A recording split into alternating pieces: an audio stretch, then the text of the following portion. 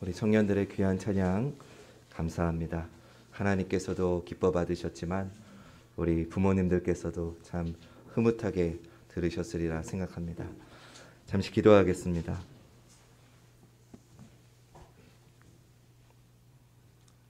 하나님, 오늘 내가 여기 있게 하기 위해서 하나님은 나보다 먼저 내 아버지, 내 어머니를 이 땅에 보내셨고 그분들의 눈물과 기도를 통해 오늘 내가 여기까지 있게 하시니 감사드립니다. 이 시간 어버이 주일을 맞아서 주님의 말씀을 통해 자녀들에게 주시는 주님의 명령을 지침 삼게 하시고 부모들에게 주시는 주님의 위로를 충만하게 내리어 주시옵소서. 감사드리며 예수님의 이름으로 기도드립니다. 아멘.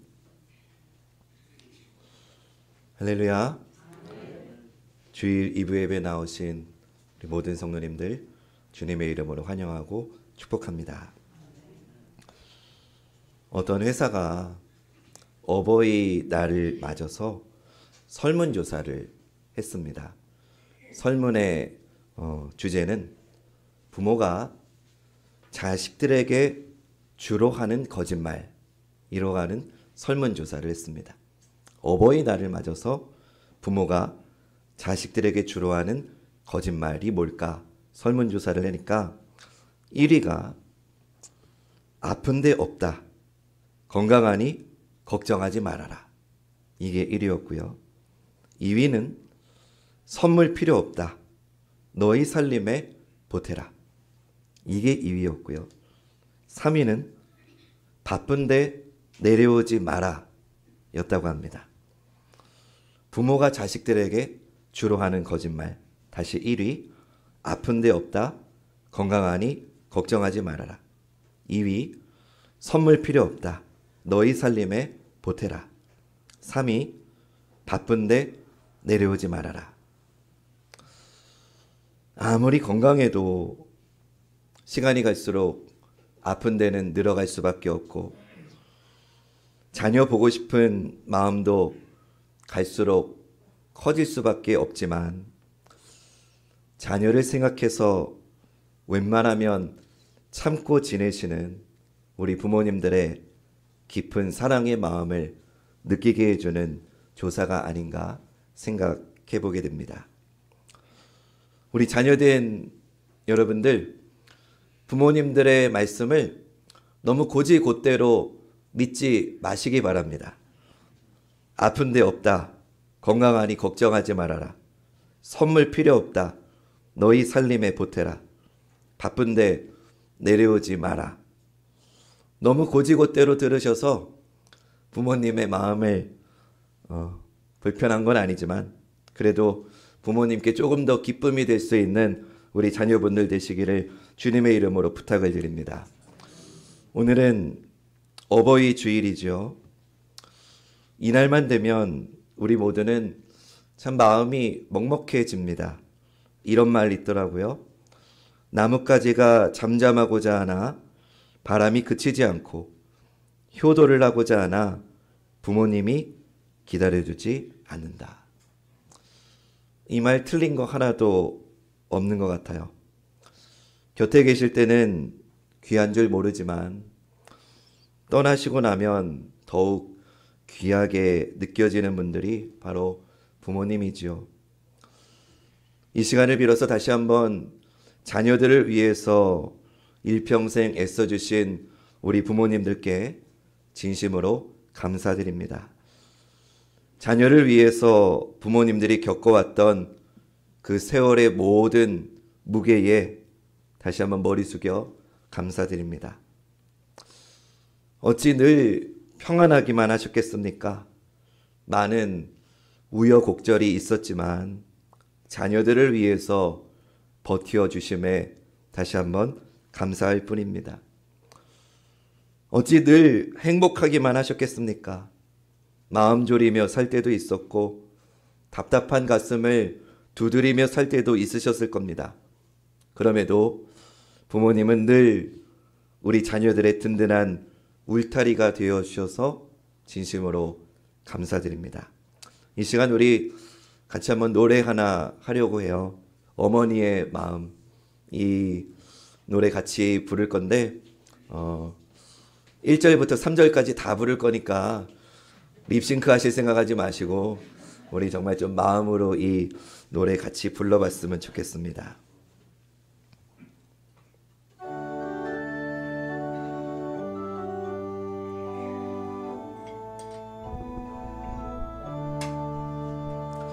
나 실제 괴로움 잊으시고 기르실 제 밤낮으로 애쓰는 마음 진자리 마른 자리 하나니시며 손말이 하늘토록 고생하시네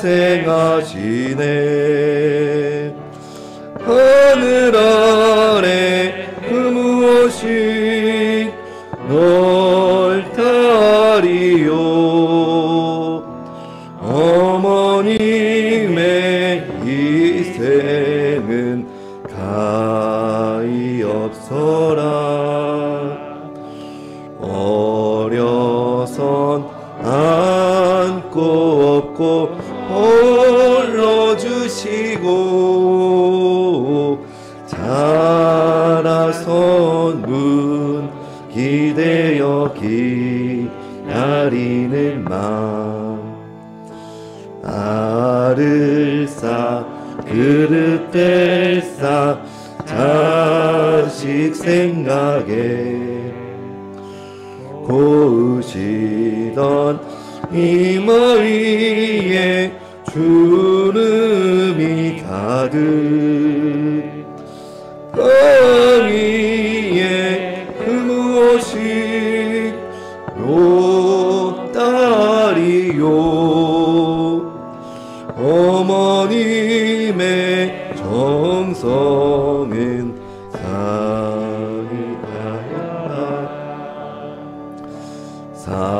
사람의 마음 속에 온 가지 소원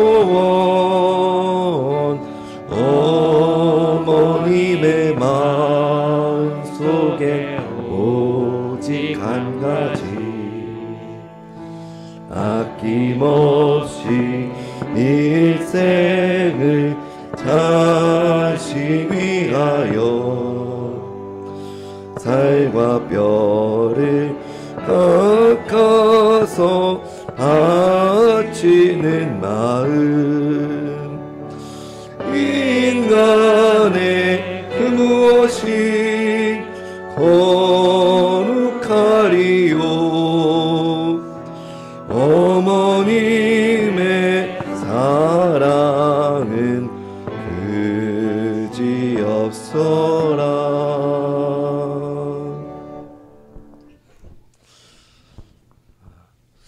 우리는 왜 오늘이 돼서야 이런 마음을 되찾는가 생각해 봅니다. 이런 마음을 날마다 가질 수 있다면 우리 인생이 참 행복하지 않을까 하는 생각을 합니다. 오늘 특성하신 우리 청년들 부모님한테 잘하세요. 아직은 좀 와닿지 않을지 모르겠는데 언젠가 여러분도 이 노래를 부르면서 눈물을 흘릴 날이 반드시 옵니다. 오늘 우리에게 주신 첫 번째 본문은 파란만장한 인생을 살아온 야곱이 죽음을 예감하면서 그 아들 요셉을 축복하는 내용입니다. 임종을 앞둔 자리에서 요셉을 향한 야곱의 그 사랑의 마음이 정말 많이 느껴지는 본문입니다.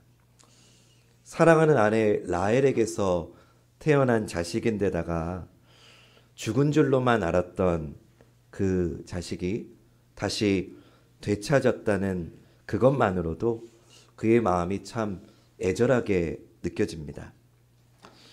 오래전에 야곱은 자기가 그토록 사랑했던 요셉이 들짐승에게 찢겨 죽었다는 이야기를 듣고서는 그 아들을 생각하면서 여러 날을 울었습니다. 가족들이 다 나서서 야곱을 위로했지만 그 어떤 것도 자식을 잃은 심정에 위로가 될 수는 없었지요. 수십 년이 지났어도 그 자식을 잃은 마음의 상처는 아물지가 않았습니다.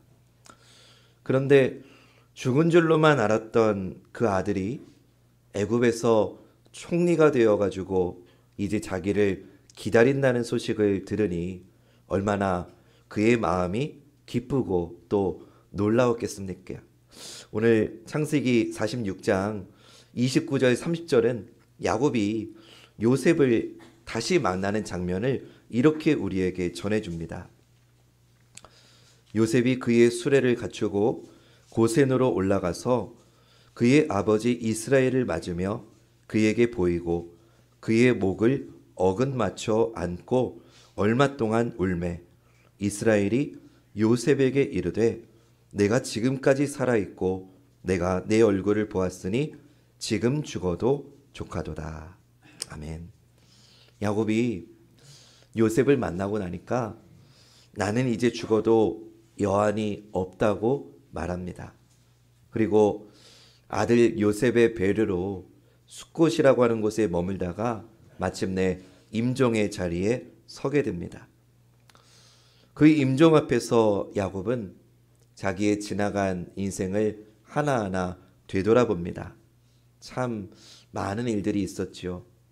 장자권을 둘러싼 형과의 갈등, 그리고 그 일로 한밤중에 도망갔던 일들, 외삼촌 라반의 집에서 머슴처럼 지내야 했던 나날들, 또 돌아오는 야복강에서 하나님의 천사와 씨름하며 기도했던 기억들, 그리고 그 일 이후에 기적과 같은 형 에서와의 화해했던 일들, 그리고 너무나 사랑했던 아내 라헬의 죽음의 일들, 사랑하는 아들 요셉을 잃었던 순간의 고통들, 그때부터 그의 삶에 짙게 드리워진 인생의 그늘들, 그리고 지금 믿어지지 않는 사랑하는 아들 요셉과의 재회에 이르기까지 지나간 모든 세월을 돌아보니 모든 것이 하나님의 은총이었음을 그는 고백하게 됩니다. 형의 칼날을 피해서 하란으로 도망칠 때 돌베개를 베고 잠을 청하다가 꿈에서 만났던 하나님, 그 하나님께서 꿈에서 주셨던 그 하나님의 말씀 가운데 하나도 이루어지지 않은 것이 없었다는 것을 그는 임종의 순간에 다시 한번 고백하게 됩니다. 네가 어디로 가든지 너를 지켜주며 내가 너에게 약속한 것을 다 이루기까지 내가 너를 떠나지 않겠다고 하셨던 주님의 그 약속은 다 이루어졌습니다. 그렇기에 그는 이제 요셉을 축복하면서 그 하나님을 이렇게 고백하고 있습니다. 오늘 첫 번째 본문 창세기 48장 15절과 16절 말씀 보시죠.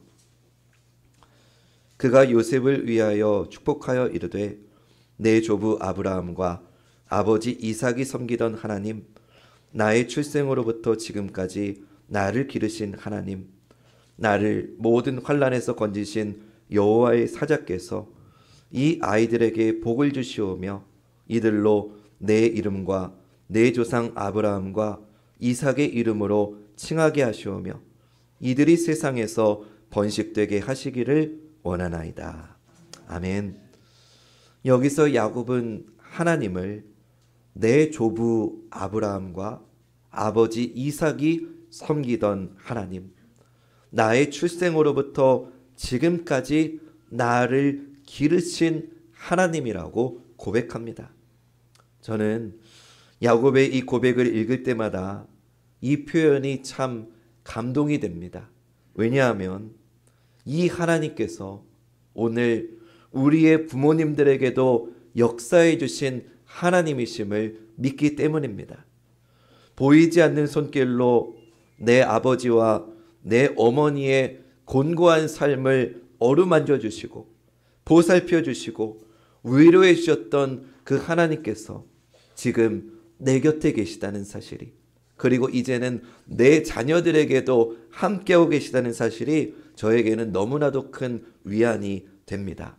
사랑하는 여러분, 이 하나님은 오늘 우리 모두의, 여러분들 가정과 세대 모두의 하나님 되심을 믿으시기를 주님의 이름으로 축원합니다. 야곱은 할아버지 아브라함과 아버지 이삭의 삶에 개입하셨던 하나님, 또 자신의 목자가 되어주셨던 그 하나님께 후손들의 미래를 의탁하고 있습니다. 원래 야곱은 남의 복을 가로채던 자였잖아요. 그런데 야복강에서 하나님의 천사와 씨름하고 난 다음에 하나님이 그에게 너는 이제 야곱이 아니고 너를 이스라엘이라고 하겠다라고 하는 새 이름을 주신 후에 그는 이제는 복을 빼앗던 자에서 복을 빌어주는 사람이 됨을 우리는 알게 됩니다. 그래서 그는 애굽 왕 바로를 만났을 때에도 복을 빌어주었고 또 자기의 12 아들에게도 임종하기 전에 이제는 복을 빌어주고 있습니다. 그런데 그 야곱이 특별히 사랑했던 아들 요셉에게 어떤 축복을 했는지를 기억할 필요가 있습니다. 그는 조상들을 지키시고 보호해 주셨던 것처럼 요셉과 그의 후손들도 지켜달라고, 그리고 친히 목자가 되어 주셔서 우리 후손들을 인도해 달라고 하나님께 간청했습니다. 오늘 본문 48장 15절 16절을 다시 한번 보시죠. 그가 요셉을 위하여 축복하여 이르되 내 조부 아브라함과 아버지 이삭이 섬기던 하나님, 나의 출생으로부터 지금까지 나를 기르신 하나님, 나를 모든 환난에서 건지신 여호와의 사자께서 이 아이들에게 복을 주시오며 이들로 내 이름과 내 조상 아브라함과 이삭의 이름으로 칭하게 하시오며 이들이 세상에서 번식되게 하시기를 원하나이다. 아멘. 야곱은 나를 모든 환난에서 건지신 여호와의 사자께서 이 아이들에게 복을 주시오며 이들로 내 이름과 내 조상 아브라함과 이삭의 이름으로 칭하게 해달라고 그렇게 간절히 청하고 있습니다. 여러분 잘 기억하십시오. 야곱이 후손들을 위해서, 그들의 재산을 위해서 기도한 게 아닙니다. 그들의 어떤 사회적인 신분을 놓고 구한 게 아니고요. 야곱이 임종 전에 자식들을 위해서 하나님께 구했던 복은 자기의 이름이, 그리고 아버지 이삭의 이름이, 할아버지 아브라함의 이름이 우리 자식들에게 기억되게 해주십시오. 이것을 지금 바라고 있다는 겁니다. 여러분 이게 무슨 말이겠습니까? 이름이 후손들에게 기억된다는 게 무슨 말입니까? 그것은 후손들에게 내가 믿었던 하나님, 내 아버지가 믿었던 하나님, 우리 할아버지가 믿었던 그 하나님을 향한 믿음과 신뢰가 우리의 자녀들에게도 우리의 후손들에게도 이어지기를 야곱은 간절히 바랬다는 것입니다. 사랑하는 여러분, 특별히 우리 부모 되신 여러분은 지금 자식들에게 무엇을 물려주고 싶으십니까? 재산입니까? 지위입니까? 바라기는 아버지와 어머니는요, 우리 자녀들이 꼭 붙들어야 될 가르침을 몸으로, 삶으로 보여주시는 분들입니다.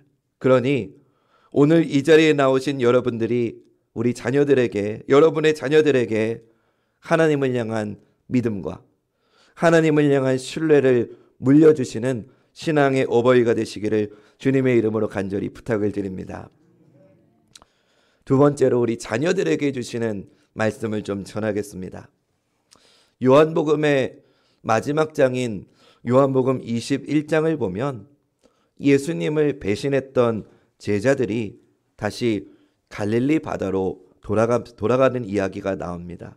그들이 갈릴리 바다에서 밤이 새도록 그물을 던졌지만 아무 소득을 얻을 수 없었습니다. 심지어는 그들을 찾아오신 예수님마저도 그들은 알아보지를 못했습니다. 요한복음 21장 3절과 4절 말씀 보시지요. 시몬 베드로가 나는 물고기 잡으러 가노라 하니 그들이 우리도 함께 가겠다 하고 나가서 배에 올랐으나 그날 밤에 아무것도 잡지 못하였더니 날이 새어갈 때에 예수께서 바닷가에 서셨으나 제자들이 예수이신 줄 알지 못하는지라. 예수님께서 지금 제자들 앞에 서 계신데 제자들은 예수님을 알아보지 못합니다. 왜냐하면 예수님을 잊어버렸기 때문입니다. 21장 5절 6절 이어서 볼까요?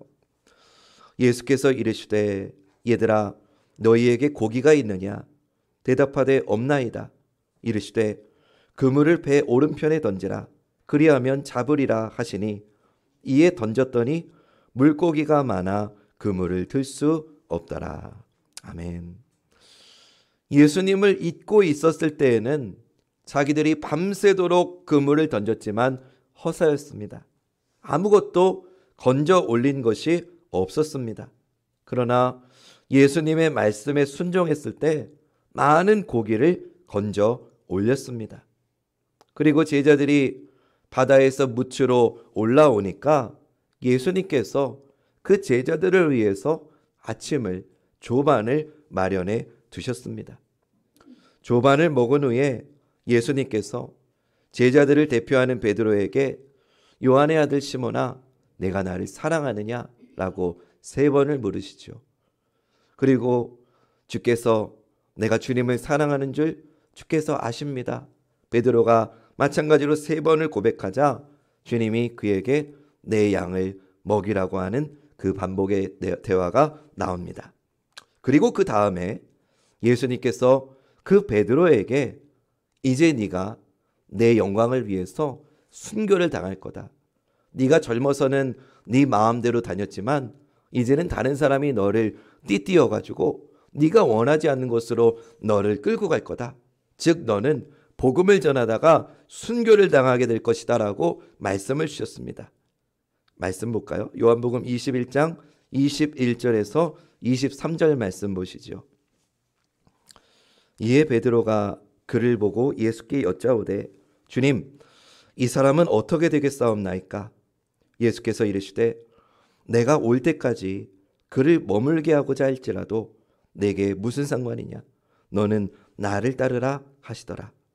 이 말씀이 형제들에게 나가서 그 형제는 죽지 아니하겠다 하였으나 예수의 말씀은 그가 죽지 않겠다 하신 것이 아니라 내가 올 때까지 그를 머물게 하고자 할지라도 내게 무슨 상관이냐 하신 것이로라. 아멘. 예수님께서 베드로의 순교를 말씀하시자 베드로는 즉각 그럼 주님 얘는 어떻게 됩니까? 주님이 사랑하시는 이 요한은 어떻게 됩니까? 라고 주님께 물었습니다. 그러자 예수님께서 내가 다시 올 때까지 그를 머물게 하고자 할지라도 그게 너하고 무슨 상관이냐라고 대답하십니다. 여러분 주님의 이 대답을 잘 보셔야 됩니다. 내가 올 때까지 그를 머물게 하고자 할지라도가 뭡니까? 할지라도는 가정이지요. 예수님이 재림하실 때 요한이 반드시 살아있다라고 말씀하신 게 아니지요. 주님의 말씀의 강조점은 설령 그런 일이 있다고 할지라도 베드로야 그게 너하고 무슨 상관이냐? 너는 나를 따르라라고 말씀하신 겁니다.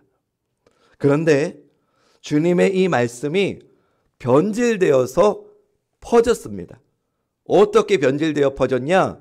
요한은 죽지 않는다더라. 이런 변질된 모습으로 헛소문이 퍼져 나갔습니다. 여러분, 누가 이 헛소문을 제일 먼저 퍼뜨렸을까요? 베드로입니다. 주님, 얘는 어떻게 됩니까? 베드로야, 그게 너하고 뭔 상관이냐? 내가 그를 남겨둔다 할지라도 그게 너하고 뭔 상관이냐? 너는 나를 따르라고 한 주님의 이 진의가 왜곡이 되어서 베드로가 나가가지고, 야, 요한은 죽지 않는다더라, 역시 사랑하는 제자는 끝까지 남겨두신다더라, 이렇게 왜곡된 소문이 퍼져 나갔다는 겁니다. 어버이 주일에 왜 제가 갑자기 전혀 상관없어 보이는 요한복음 21장 이야기를 하는지 아십니까? 지금 제가 말씀드리는 요한복음 21장의 이 이야기는 다른 복음서 어디에도 나와 있지 않기 때문입니다. 다시 말하면 이 요한복음 21장에 나오는 이 이야기는 사도 요한만 이때의 일을 기억했다는 겁니다. 사도 요한만 이때의 일을 기억하고 기록에 남겼다는 겁니다. 어떻게 그럴 수 있었을까요? 왜 마태, 마가, 누가는 이때의 일을 기억하지 못했을까요? 여러분하고 그거를 나누고 싶은 거예요. 조금 신학적인 얘기를 잠깐 하면은요, 마태복음, 마가복음, 누가복음은 주 60년경에 주로 기록이 됐습니다. 그것에 비해서 요한복음은요, 그로부터 30년이 더 지난 주 90년경에 기록된 말씀입니다. 이때 요한복음을 기록한 사도 요한의 나이는 거의 90이 가까운 노인이었습니다. 그런데 어떻게 그 노인이 다른 젊은 제자들은 기억하지도 못하는 그 내용들을 어떻게 그 노인이 이토록 생생하게 기록할 수 있었을까? 그거를 좀 우리가 되짚어 보자는 겁니다. 어떻게 할 수 있었을까? 오늘 우리가 읽었던 두 번째 본문을 통해서 그것을 알 수 있습니다. 요한복음 19장 26절과 27절 말씀 보시죠. 여러분들 어버이 노래 부르시고 한참 감동받으셨다가 졸리실 수 있으니까 한번 이 말씀은 같이 한 목소리로 읽어보겠습니다. 요한복음 19장 26절 27절 말씀입니다. 시작. 예수께서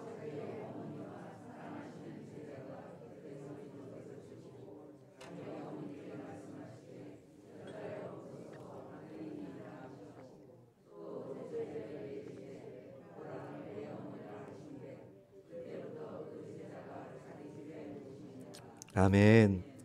예수님께서 십자가에 운명하시기 전에 사랑하는 제자 요한에게 당신의 어머니를 가리키면서 내 어머니다 라고 말씀하셨습니다.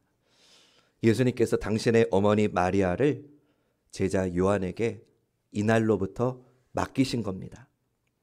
그래서 요한은 이때부터 약 40년 동안을 예수님의 어머니 마리아를 모셨습니다. 한마디로 말하면 요한은 자기의 일평생 대부분을 마리아 모시는 봉양하는 일에 평생을 보낸 셈이 되는 겁니다. 여러분, 요즘은 자기 부모도 안 모시는 마당에 40년이 넘는 시간을 내 어머니도 아닌 분을 모신다는 것이 어찌 쉬웠겠습니까? 다른 제자들은 여기저기서 큰 사역을 한다고 들려오는데 자기가 하는 일은 고작 할머니 뒷바라지나 하고 있으니 이 요한의 입장에서는 얼마나 자기 삶에 회의가 들었겠습니까? 그러나 요한은요, 그 삶의 자리를 결코 피하지 않았습니다. 왜냐? 예수님이 자기에게 맡겨주신 사명의 자리였기 때문입니다.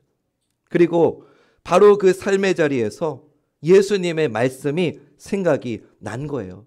지금부터 제가 화면에 여러분과 보는 말씀은 복음서에서 사도 요한만이 기억하고 기록한 말씀이에요. 요한복음 14장 26절 말씀 보세요. 보혜사 곧 아버지께서 내 이름으로 보내실 성령, 그가 너희에게 모든 것을 가르치시고 내가 너희에게 말한 모든 것을 어떻게 하신다고요? 생각나게 하시리라. 이 말씀 요한만 기록하고 기억했어요. 어떻게 그럴 수 있었을까요? 마리아를 모시는 중에 성령님께서 예수님의 말씀을 생각나게 해주신 거예요. 다른 제자들은 기억조차 못하는 내용을 그 나이가 많은 요한이 기록할 수 있었던 것은 성령께서 자기의 삶의 자리를 믿음으로 지킨 요한에게 성령님이 역사해 주셨기 때문이라는 거예요. 마리아 모시는 게 얼마나 고달팠을까요? 분명히 포기하고 싶었을 거예요. 마음속으로 내가 도대체 이 짓을 언제까지 해야 되나 이런 생각이 날마다 들었을 거예요. 그런데 그때마다 갈릴리 바닷가에서 주님을 배신했던 자기를 위해서 아침을 차려주시면서 와서 먹으라 하셨던 그 예수님이 생각이 난 거예요. 그래서 요한은 또다시 마음의 위로를 받고 힘을 얻어서 마리아를 봉양할 수 있었던 것이죠. 또 자기의 삶에 지금 자기의 하는 일에 마음이 흔들릴 때마다 갈릴리 바닷가에서 네가 나를 사랑하느냐?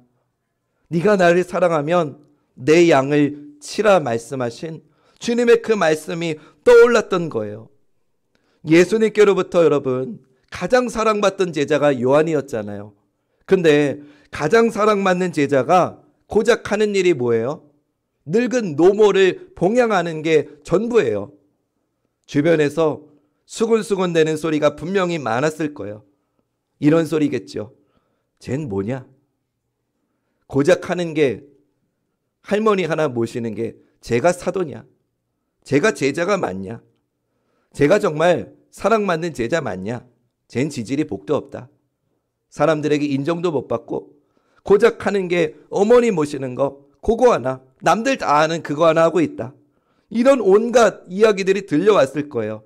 근데 그때 사도 요한은 생각이 났던 거죠. 뭐가요? 예수님의 말씀이 요한은 죽지 않는다고 그 헛소문으로 변질되어서 퍼져나갈 때에 그때의 일이 기억이 났던 거예요. 그래서 사도 요한만 요한복음 21장을 기록할 수 있었던 거죠.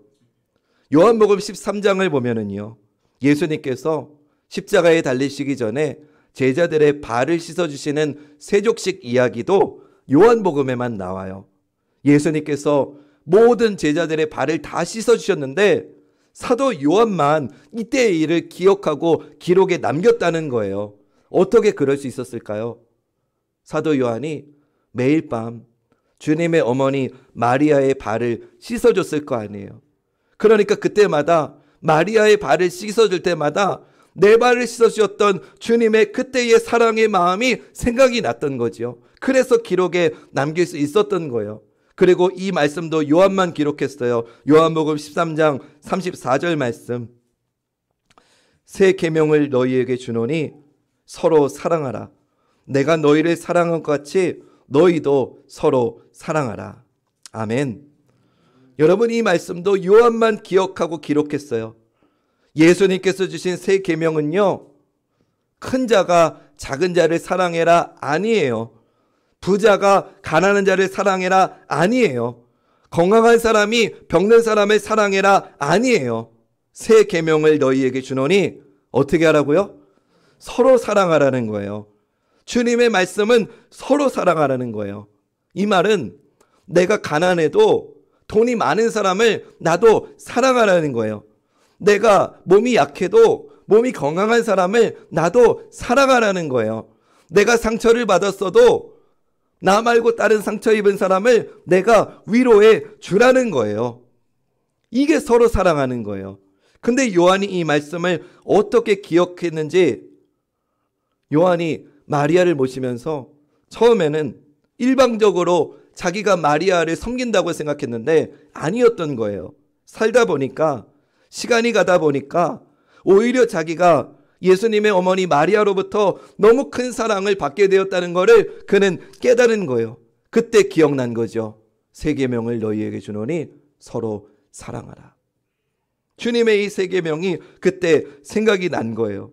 그래서 요한은 다른 제자들이 기억하지 못하는 이 말씀을 어머니 마리아를 모시면서 봉양하면서 그 삶이 헛되지 않고 주님이 나에게 하셨던 말씀, 주님의 사랑의 제스처가 다른 제자들은 다 기억하지 못해도 요한만큼은 기억할 수 있었던 것은 마리아를 모시는 그 자리를, 그 삶의 자리를 믿음으로 지켜나갔기 때문이라는 거예요. 사랑하는 여러분, 주어진 내 삶의 자리를 회피하고 다른 자리로 넘어가 보려는 거, 그거 그리스도인의 바른 자세 아닙니다. 현재 나에게 주신 삶의 자리를 믿음으로 지키면 주님께서 주님의 때가 되었을 때에 내 삶의 자리를 옮겨주시는 줄 믿으시기 바랍니다. 마리아가 세상을 떠나고 난 다음에 사도 요한은 노년이 됐죠. 그런데 이 사도 요한을 통해서 주님이, 하나님이 어떻게 역사하셨습니까? 요한복음, 요한 1서, 2서, 3서, 요한 계시록까지 이렇게 많은 말씀을 마리아를 봉양하는 삶의 자리를 믿음으로 지켰던 그에게 하나님은 그 놀라운 성경 말씀을 기록하는 귀한 은혜의 사명을 맡기셨다는 거죠. 지금 내게 주어진 삶의 자리에 충성을 하지 않고서는 여러분, 우리는 결코 하나님의 뜻에, 하나님께 도구로 쓰임받을 수 없습니다. 창세기를 보면 요셉이 보디발의 집에서 충성을 다했는데 여주인의 모함을 받아서 억울하게 옥에 갇히지 않습니까? 근데 그 감옥에서 요셉이 어떻게 했습니까? 내가 억울하다고 소리 질렀습니까? 아니면 누구를 원망했습니까? 내 잘못이 아니라고 그렇게 고래고래 자기를 항변했습니까? 아니에요. 그 감옥을 나에게 지금 허락해 주신 삶의 자리로 알고 거기서 맡겨진 일에 충성을 다했잖아요. 그랬더니 하나님의 때가 되었을 때에 그를 통해서 놀라운 이 애국뿐만 아니라 전 세계를 기근으로부터 구원하는 하나님의 도구로 요셉이 쓰임받지 않습니까? 사랑하는 여러분, 오늘 우리도 마찬가지예요. 특별히 우리 자녀분들에게 부탁을 드립니다. 비교하지 마세요. 청년들 좀 눈 좀 똑바로 떠봐. 비교하지 마. 내 친구들은 연봉 이만큼 받는데 난 이게 뭔가. 비교하지 마세요. 부모 잘 만난 놈들은 차 있고 벌써 집 있고 안정된 삶 사는데 난 흙수저여가지고 이게 뭐 하는 건가. 비교하지 마세요. 하나님이 나에게 지금 허락해 주신, 맡겨주신 내 삶의 자리에서 내가 최선을 다하고 내가 충성하면 하나님이 나를 하나님의 도구로 다듬으시고 때가 되었을 때에 하나님이 여러분을 크게 사용하심을 믿으시기 바랍니다. 저는 이것을 믿어요. 사랑하는 여러분, 5월이 되면 솔직히 가정 설교를 하는 게 좀 어려운 시기가 됐어요. 왜냐하면 이제는 보편적으로 우리가 생각하는 아버지, 어머니, 자녀를 이루고 있는 가정이 물론 많이 있긴 하지만 그렇지 않은 가정도 많기 때문이에요. 그래서 5월이 되면은 가정 설교라는 게 쉽지가 않아요. 그런데 제가 오늘 어버이 주일을 맞아서 5월 달에는 처음이자 마지막으로 지금 가정 설교를 하는 거예요. 근데 제가 말씀을 준비하는데 부모님께 효도하라는 이 말씀이 너무나 보편적이고 너무나 당연한 이야기인데 어쩌면 이 중에는 부모님에게 상처를 받아서 그걸 알지만, 부모님께 효도해야 된다는 걸 알지만 자기의 삶의 자리에서는 도무지 그걸 용납할 수 없는 아픔이 있는 자들도 있을 수 있다는 걸 제가 생각해요. 그런 분들이 있다면 혹시 제가 오늘 이런 말씀을 권합니다. 이해합니다. 부모님이 다 좋으신 분이면 맞지만 혹시라도 누군가의 부모님은 정말 상처를 줄 수 있는 분도 있습니다. 그러나 그런 분 잘 들으십시오. 하나님께서 여러분을 그 자리로, 그 삶의 자리로 보내셨다면 그 자리에서 여러분이 할 수 있는 최선을, 충성을 다하시기를 간곡히 부탁을 드립니다.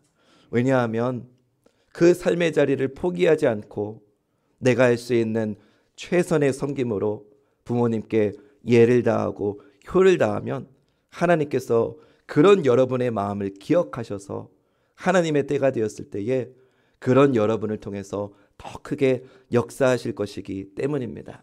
그래서 저는 그 믿음을 가지고 내 형편이 어떠하든지 내 삶의 자리가 어떠하든지 비교가 아니라 주님이 나에게 맡겨주신 자리이기에 그 자리를 기도하며 믿음으로 끝까지 섬기는 저와 여러분이 되었으면 좋겠습니다.